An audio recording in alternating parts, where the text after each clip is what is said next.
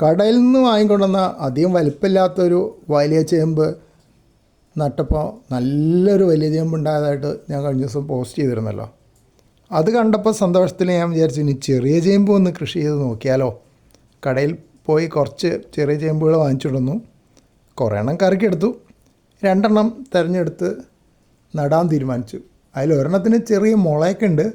അപ്പോൾ അത് മുളയ്ക്കുന്നൊരു പ്രതീക്ഷ കൂടുതലുണ്ട്. എന്തായാലും 2 ഓരോ ചെറിയ ചെടിച്ചട്ടികളിൽ നട്ടിട്ടുണ്ട്. ഇനിയിപ്പോൾ എത്ര ദിവസം കഴിഞ്ഞ് മുളച്ച് വരും, അതോ മഴയത്ത് ചീഞ്ഞു പോവുമോ, എലി മാന്തി എടുത്ത് തീർക്കുമോ ഒന്നും അറിയില്ല. എന്തായാലും പുതിയ ചെറിയ ചേമ്പ് പരീക്ഷണം തുടങ്ങുന്നു.